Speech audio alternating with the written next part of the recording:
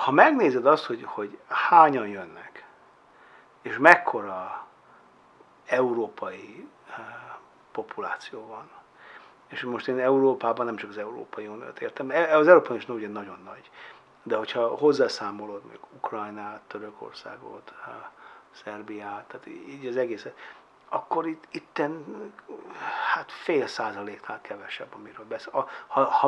A legnagyobb, amit eddig elképzeltünk, az a 0,5%-nál kevesebb. Most képzeld el, hogy van egy 200 fős falu, és abban jön egy új ember. Tehát most ennek az integrációja, hát ez így elméletileg nem volna kérdés. Hát ez egy kec. De persze ez nem így megy, mert nem egyenletesen osztódik el. Meg ahogy mondtad, ugye itt ennek a sokkal nagyobb itt a füst, mint a tűz. Tehát sokkal nagyobb, könnyű nagy félelmeket gerjeszteni. És hát igazából akik ezt a félelmet gerjesztik, azok ugyanaz ők a terroristák. Tehát ugye a terrorista mit csinál? Egy arányaiban kis kárt okoz, és közben azáltal, persze csak arányaiban, mert abszolút mértékben emberi életekről beszélünk, és közben pedig ezáltal félelmet terjeszt, ugye ez a terror szó. És hát pontosan ezt csinálják azok, akik arról beszélnek, hogy itten valaki ellop nem tudom, valamit ellop. És akkor ugye itt 2 millió ember a tolvaj. Tehát pontosan ez a felnagyításról ugyanaz a mechanizmus, amit a terrorista csinál. Úgyhogy de hát ezt lehet csinálni, de egy nagyon sok módja van annak, hogy hogyan lehet integrálni újonnan jövő embereket. Egy csomó nagy társadalom van, akik ezt nagyon jól csinálták. Ha megnézed, hogy mi történt Nagy-Britanniában, vannak a mai napig persze különbséges feszültségek, de hát ez egy sikeres integráció. De hát vannak egész nagy társadalmak, akik arról szólnak, hogy ott integrálódnak az újak. Tehát az Egyesült Államok ilyen. Ugye, hát ott az egésznek a kultúrája az, hogy, és persze most van ez a Donald Trump, aki ez ellen szembeszáll, de hát akkor is az alapvető kulturális keret, hogy az újonnakat befogadni. Én teljesen egyetértek Angela Merkelrel, hogy ha valamit tanultunk Európának az elmúlt 100 éves történelméből, akkor az, hogy ha valaki menekültként jön, az nyitott kapukon, az jöjjön és befogadjuk, és megoldjuk az integrációt. Ami mondom, hogy szerintem megoldható. És van 2 nagy előny. Vagy nem akarom megmondani nagy. 2 előny, és akkor azt lehet róla vitatkozni, hogy ez mekkora előnyök, mekkora költségek. Persze egyetértek veled, hogy ez nem egy költség-haszon kérdés. Tehát ha háborúból menekültek jönnek, azok befogadjuk őket. És azért ezek az országok, ez a nagy európai társadalom, élünk, ez bőven megengedheti magának.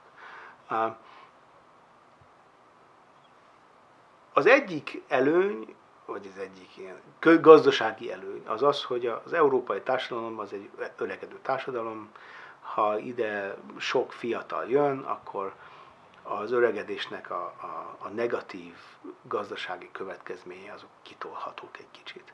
Tehát senki se mondja azt, hogy ha beengeded, és én nem hallottam ezt valaki mondaná, hogyha az az európai állam, amelyik beenged több menekültet, annak az a következménye, hogy kevésbé kell kitolni a nyugdíjkorhatárt.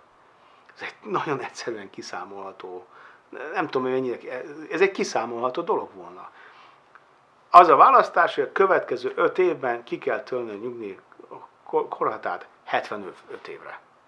Ez egyik állítás, hogyha ennyi 100 000 menekült bejön, akkor csak 70 évre kell kitolni. A másik dolog pedig az, ami sokkal kevésbé szép ugye nekünk, hogy persze hát ide, akik jönnek, azok, akik el tudtak jönni, elmertek jönni, Ők a legvalószínűbben a jól képzett emberek.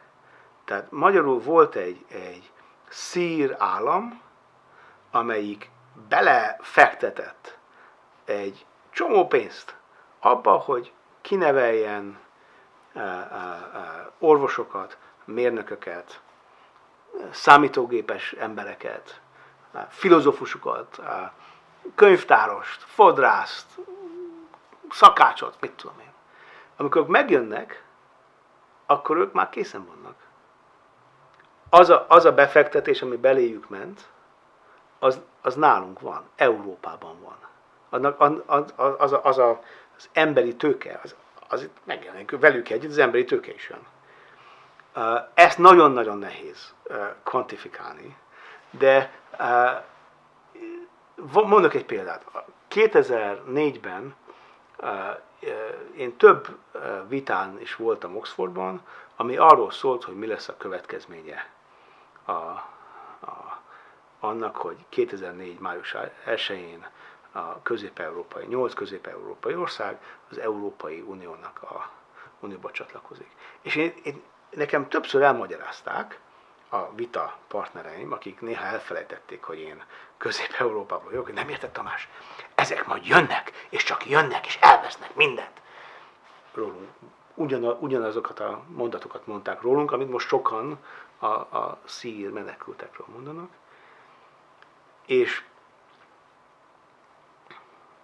nagyon érdekes utána látni, hogy mi történt ezekben a gazdaságokban.